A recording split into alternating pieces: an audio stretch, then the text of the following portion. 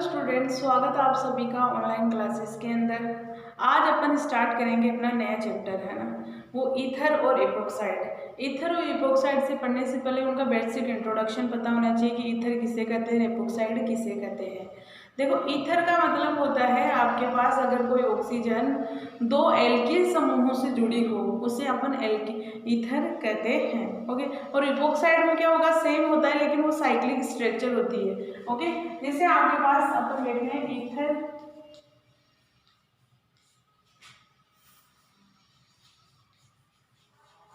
Ether and epoxide.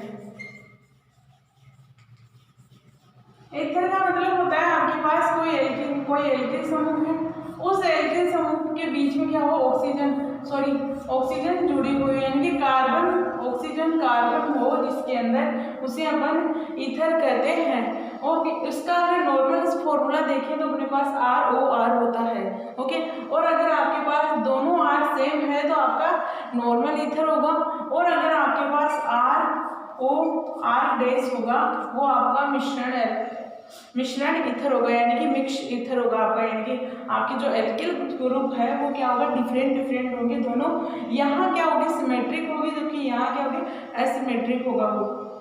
Okay, और epoxide क्या होता है कि अगर आपके पास कार्बन बॉन्ड कार्बन हो और साथ में वो ऑक्सीजन से जुड़ी हुई हो, दोनों कार्बन ऑक्सीजन से जुड़ा हुआ हो, उसे अपन कहते हैं इपोक्साइड। यहाँ क्या होता है, इपोक्साइड के अंदर रिंग बनती है, 3 मेंबर रिंग बनती है जिसमें 2 कार्बन और 1 ऑक्सीजन होता है। देखो ये रिंग जब रिएक्शन देखेंगे तो इजीली ब्रेक भी हो जाएगी, इजीली बन भी जाती है। ओके, तो ईथर का नॉर्मल फॉर्मूला ये हो गया आपके पास। अब आपको देखना है कि ईथर के अंदर बॉन्ड एंगल कैसा होगा, किस तरीके से वो बनता है। आगे जैसे अपन देख रहे हैं HOH, इसे अपन कभी भी क्या नहीं बोलते कि ईथर नहीं बोलते कि आपका ईथर है। ईथर की अपन ने नॉर्मल फॉर्मूला ये देखा है कि उसके अंदर क्या होना चाहिए, कार्बन होना चाहिए, यानी कि एल्किल समूह होगा, उसे ही अपन ईथर कहते हैं। आपने ईथर कब यूज किया है, जब आप सॉल्वेंट्स बनाते हो, solvent as a solvent use करते हो किसी भी रिएक्शंस के अंदर, यानी कि लैब के अंदर जब सॉल्वेंट यानी कि ऑर्गेनिक सॉल्वेंट की बात आती है तो ईथर भी आता है। जैसे बेंजीन हो गया, ईथर हो गया आपका, है ना, तो वो क्या थे आपके एज ए सॉल्वेंट के रूप में यूज हो रहे थे। अब इनके अंदर HOH और ROR में फर्क क्या है, क्या डिफरेंट होगा इनमें, बॉन्ड एंगल में आपके इसमें डिफरेंट ज्यादा देखा जाता है ना। कैसे, आपका वाटर है, वाटर के अंदर कितना होता है बॉन्ड एंगल, 104 होता है, 104 होता है आपके वाटर के अंदर बॉन्ड एंगल। क्यों, क्योंकि आपके पास यहाँ इसमें भी 2 लोन पेयर है और इनमें भी 2 लोन पेयर होंगे। अब आप बताओ, इनमें कम और अगर एक H लगाते हैं अपन यहाँ। ओके, एक R है, एक H है, एक, यानी कि ये तो फिनोल हो गया, एल्कोहल ग्रुप हो गया, एल्कोहल समूह हो गया, यहाँ ये ईथर हो गया, यह वाटर हो गया। तीनों का बेसिक फॉर्मूला सेम है, क्योंकि यहाँ क्या है, आपके ऑक्सीजन ही अटैच और 3 मेंबर्ड ही है ये आपके, है ना।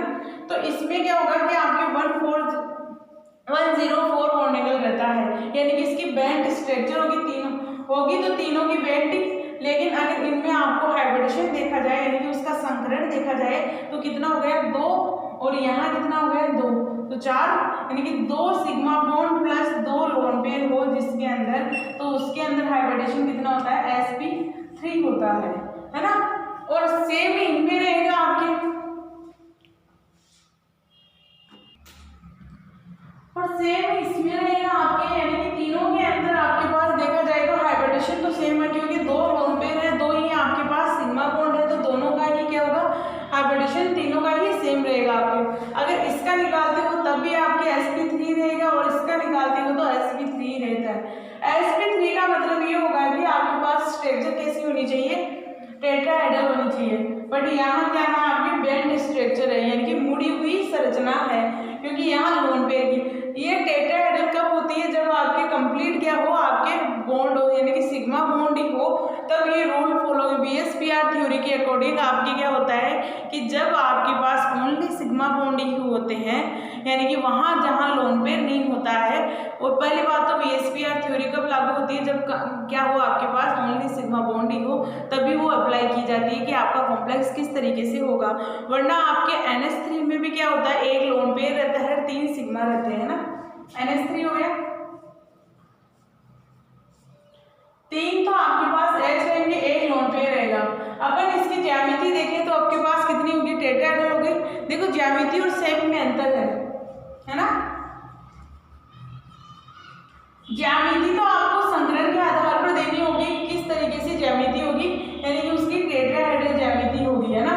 जब जब आपके पास sp3 संकरण आता है, चाहे स्ट्रक्चर कैसी भी, यानी संरचना कैसी भी हो, आपको उसकी ज्यामिति आपको बताना है। चाहे आपको NH3 की देखो, चाहे आप वाटर की देखो, वहां उस केस में आपको ज्यामिति केवल टेट्राहेड्रल ही देनी होगी दोनों की। अगर आपके पास आकार की, शेप की, आकार हो गया, शेप लिख देते। अगर शेप की बात आती है तो शेप में क्या होगा, शेप चेंज हो गई। यहाँ कौन सी शेप होती है, पिरामिडल शेप होती है, जबकि यहाँ कौन सी होती है, बेंड होती है। ओके, अब बात आती है कि शेप चेंज क्यों हो जाती है। शेप इसलिए चेंज होती है क्योंकि सिग्मा बॉन्ड की, तो अगर सिग्मा बॉन्ड ही हो, अगर आपके किसी भी ज्यामिति के अंदर ओनली सिग्मा बॉन्ड प्रेजेंट हो, यानी कि सिग्मा बॉन्ड ही हो जिसके अंदर जिस सेंटर एटम के पास क्या हो, क्या ना हो, लोन पेयर प्रेजेंट ना हो। अगर किसी सेंटर एटम के पास लोन पेयर प्रेजेंट नहीं होते हैं, उसकी शेप और ज्योमेट्री दोनों सेम सेम होती है।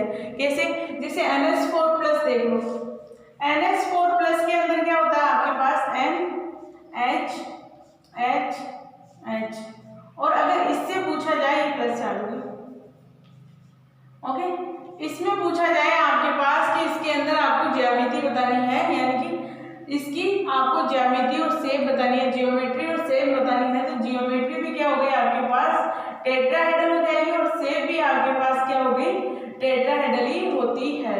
यानी कि इसके अंदर आपको कोई देखने की जरूरत नहीं। जब जब किसी सेंट्रल मेटल के एटम, कोई भी हो सकता है एटम आपका, है ना, सेंटर एटम के पास सिग्मा बॉन्ड प्रेजेंट हो, ओनली सिग्मा बॉन्ड, वहां लोन पेयर प्रेजेंट ना हो, उस कंडीशन में शेप एंड जियोमेट्री दोनों ही बराबर होती है। यानी कि अगर जो जियोमेट्री है उसकी वही शेप होती है। ये होता है VSPR का रूल, कि ये रूल लगेगा। VSPR फेल कहाँ होती है, जहाँ आपके लोन पेयर आ जाते हैं वहाँ VSPR थ्योरी भी फेल हो जाती है, क्योंकि वहाँ लोन पेयर की वजह से वो शेप ही चेंज हो जाती है। क्योंकि बॉन्ड पेयर बॉन्ड में रिपेल होगा, फिर सॉरी लोन पेयर में रिपल्शन होगा, लोन पेयर में रिपल्शन होने की वजह से बॉन्ड पेयर सिग्मा बॉन्ड और जो आपका बॉन्ड होगा वो और लोन पेयर इनमें भी रिपल्शन होगा, और फिर आपके इनमें भी रिपल्शन होगा। इसकी वजह से ये थ्योरी ही चेंज हो जाती है। अगर आपका परफेक्ट टेट्राहेड्रल कॉम्प्लेक्स है, परफेक्ट का मतलब होता है कि ऑल सिग्मा बॉन्ड ही प्रेजेंट हो, या सेम उसके पास जो एटम अटैच है वो सेम ही हो सभी, है ना, तो उस कंडीशन में आपके sp3 हैबिटेशन होगा, उसमें कोई चेंजेस नहीं होंगे जियोमेट्री और शेप के अंदर। बट आपके पास जिसके अंदर लोन पेयर आ जाएंगे वहाँ क्या हो जाएगा, चेंज हो जाएगा, और वहाँ बॉन्ड एंगल भी वरी करेगा, यानी कि बॉन्ड एंगल में भी चेंजेस आएंगे। इसमें क्या होगा, आपके 109 बॉन्ड एंगल देखा जाता है कि 109.28 मिनट का के आसपास देखा जाता है, बट इसमें कितना हो गया, 104 का हो गया, यानी कि 109 से कम हो गया आपका। ओके, अब बात आती है कि इनमें क्या होगा, फिर इनमें क्या होगा कि इससे भी ज्यादा हो जाएगा। क्यों, अभी बताते हैं आपको क्यों होगा।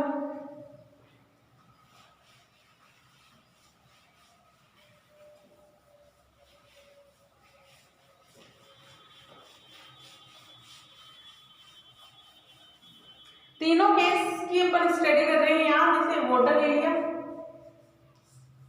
और ये ले लिया, एक तरफ R लगा हुआ, एक तरफ H, मतलब कि आपका एल्कोहल समूह हो गया, और एक ले लिया ईथर ले लिया अपन ने, है ना, R।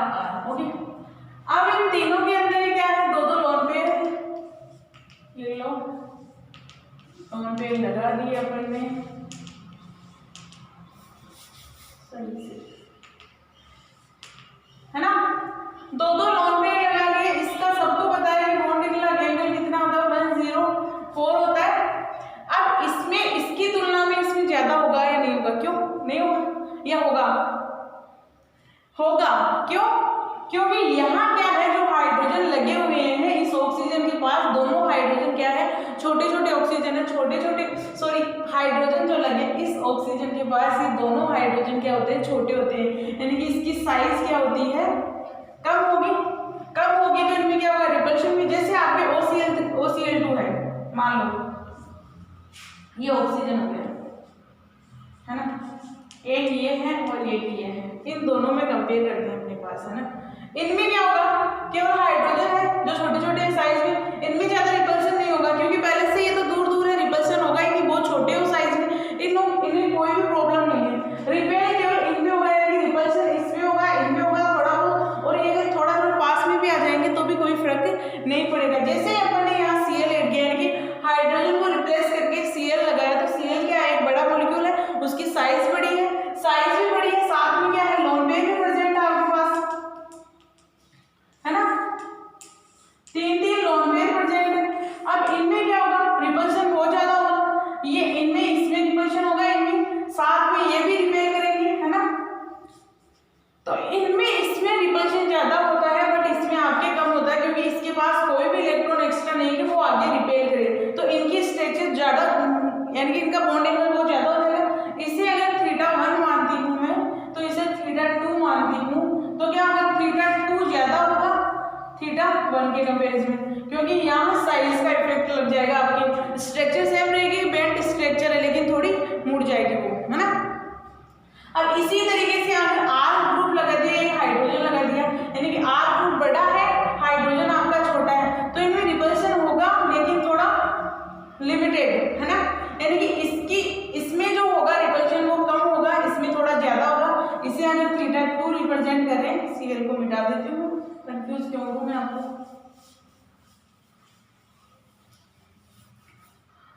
और इसमें क्या है, मान लो ये बड़े बड़े ग्रुप है तो रिपल्शन ज्यादा होगा, पास पास में आएंगे रिपल्शन ज्यादा होगा, रिपल्शन ज्यादा होगा तो इसमें क्या हो गया, ये θ3। अब बात आती है कि तीनों में से अगर बॉन्ड एंगल पूछा जाए कि किसका सबसे ज्यादा होता है, तो बॉन्ड एंगल θ3 का सबसे ज्यादा होगा, फिर θ2 का होगा, फिर θ1 का होगा। इस तरीके से अपन बॉन्ड एंगल निकालते हैं। अब यहाँ के बॉन्ड एंगल की बात करें अपन, लोन पेयर इसकी तो बॉन्ड एंगल की बात नहीं की जाती, लेकिन अगर यहाँ कोई दूसरा एटम होता तब बॉन्ड एंगल की बात करते हैं कि होगा या नहीं होगा। ओके, तो इसमें आपके ये होता है आपका बॉन्ड एंगल। अब आपको एग्जैक्ट बॉन्ड एंगल पता लगाना हो कि किसी का कितना है, तो आपको क्या करना होगा, जो आपका एल्कोहल होता है उसका बॉन्ड एंगल होता है आपके 108 के आसपास, है ना, 108, और इसमें होता है आपका 112 डिग्री। लेकिन आपको ये ध्यान रखना होगा कि यहाँ अगर CH3R की जगह आपके CH3 ऐड है तभी ये आपके क्या होगा, रूल फॉलो होगा कि आपका 112 ही होगा या 108 ही होगा। अगर मान लो ग्रुप बड़ा हो जाए तो ज्यादा रिपल्शन होगा, रिपल्शन ज्यादा होगा तो बॉन्ड एंगल भी बढ़ेगा, है ना। तो ये आपको ध्यान रखनी है, ये होता है ईथर में बॉन्ड एंगल की चर्चा। अब इसके अंदर आपको हाइब्रिडेशन देखना है, सेम होगा sp3, इसमें भी sp3 हो गया और इसमें भी आपके sp3 हो गया। ओके, इसमें भी आपको अगर शेप देखनी है, तीनों की शेप कौन सी है, बेंट है, और स्ट्रेच ज्योमेट्री देखनी है आपको, वो क्या हो गया आपके टेट्राहेड्रल हो गई। ओके, तो ये सब हो गया बेसिक इंट्रोडक्शन, और इसका हाइब्रिडेशन देख लिया। अब थोड़ा सा हाइब्रिडेशन के अंदर इसमें थोड़ा अपन देखते हैं, अपन ईथर पढ़ रहे हैं तो ईथर को अपन को डीपली देखना पड़ेगा। ओके,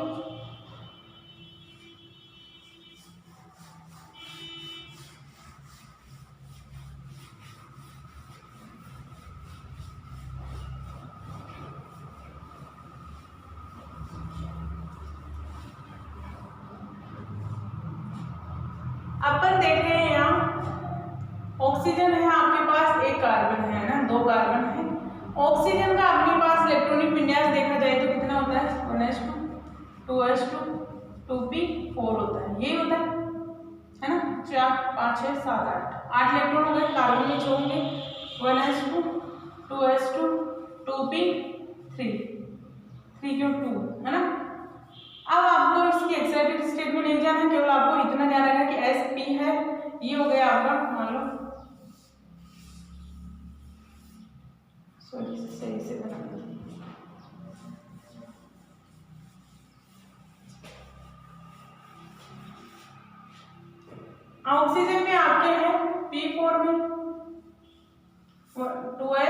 P4 में इलेक्ट्रॉन है, ये हो गया 4, इसमें हो गया 2। कार्बन में कितने थे? 2s2 2p2, यही थे बाह्यतम कोष के इलेक्ट्रॉनिक विन्यास, यही था। अब अपने को ऑक्सीजन का ड्रॉ करना है।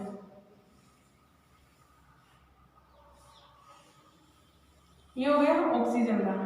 इसमें जो अटैच होंगे आपके पीके होंगे इस तरीके से, यानी कि जो पीके ऑर्बिटल्स होंगे वही अटैच होंगे आपके इसमें, यानी कि ये कार्बन हो गया आपका और ये ऑक्सीजन हो गया। ओके, तो इस ऑक्सीजन पे केवल ये दो इलेक्ट्रॉन, ओके, इस तरीके से इसका स्ट्रक्चर होता है, ऑर्बिटल स्ट्रक्चर है ना। अब अपन देखेंगे इनके प्रिपरेशन की किस तरीके से ईथर का निर्माण किया जाता है। ओके,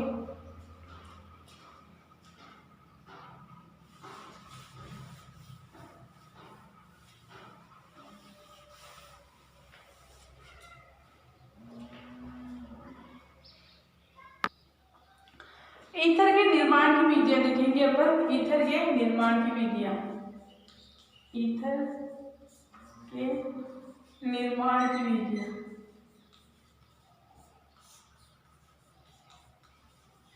यानी कि ईथर को किस तरीके से बनाया जा सकता है ना, वो देखेंगे।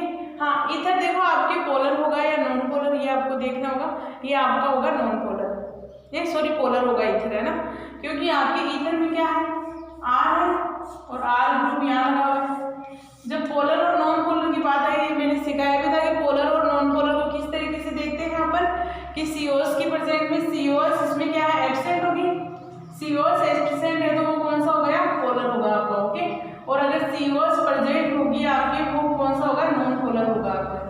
तो यहाँ क्या है, वाटर की तरह है, ये आपका वाटर भी पोलर है, ये भी पोलर है, दोनों में सीओस एब्सेंट है। सीओस मतलब हो गया सेंटर ऑफ सिमेट्री एब्सेंट है यहाँ भी, है ना। अब इसके अंदर निर्माण की विधियों के अंदर पहले अपन देखते हैं कि अगर दो एल्कोहल के 2 मोल ले लें तो उसका क्या करवाए, निर्जलीकरण करवा दे। तो फर्स्ट मेथड हो गया आपका निर्जलीकरण। निर्जलीकरण, अगर मान लो ये मेथनॉल है, CH3OH प्लस OH और ये हो गया CH3। मेथनॉल का अपन निर्जलीकरण करवा दें, यानी कि वाटर रिमूव करवा दें यहाँ से H2, तो क्या बन जाएगा, आपके ईथर बन जाएगा। ओके, ये बन गया आपका ईथर। और अगर आर की इसकी जगह अपन क्या करें, C2H5 लगा दें, OH प्लस OH और यहाँ CH3 रहने दें, यानी कि ये तो आपका क्या हो गया, नॉर्मल ईथर हो गया। अपने को मिश्र ईथर बनाना है, तो यहाँ क्या किया, एक आर को चेंज कर दिया, यानी कि एल्किल समूह को अपन ने चेंज कर दिया। यहाँ किया C2H5 और यहाँ CH3 है, तो यहाँ से भी क्या होगा, वाटर रिमूव होगा। वाटर रिमूव होगा तो क्या हो जाएगा, यहाँ से C2H5 और ये हो गया CH3।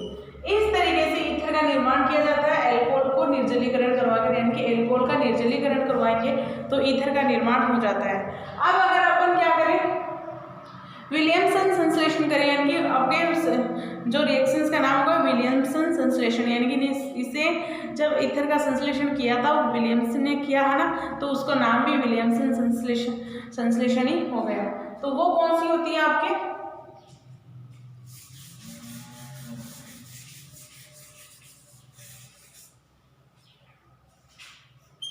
विलियमसन संश्लेषण। इसमें क्या होगा, आपको पहले तो क्या होगा, कोई हैलाइड लेना है, यानी कि एथिल हैलाइड ले लो, एल्किल हैलाइड ले लो। एल्किल हैलाइड की रिएक्शंस आपको क्या करवानी होगी, किसी भी सोडियम एथोक्साइड के साथ करवा दो, है ना, या कोई भी आपके पास सोल्ट हो उससे करवा दें अपन, है ना। जैसे आपके पास है CH3 और सॉरी एक्स है, एक्स की जगह यहाँ क्लोरीन और ब्रोमीन हो सकता है कोई भी, है ना, क्योंकि यही होते हैं जिससे अपन उसकी रेट ज्ञात कर सकते हैं किसी भी रिएक्शंस की। इनकी रिएक्शंस ना तो बहुत तेज होती है, ना ही बहुत स्लो होती है, मीडियम में होती है ना। और यहाँ ले लें अगर NaOC2H5, यहाँ से क्या होगा, NaCl बाहर हो जाएगा, है ना। तो ये हो गया NaCl बाहर हो गया, सॉरी NX जो भी होगा, और यहाँ से क्या मिल जाएगा आपको, ईथर बन जाएगा आपका, ये हो गया C2H5। और इसी तरीके से अगर अपन यहाँ Na की जगह पोटेशियम ले लें तो ये हो गया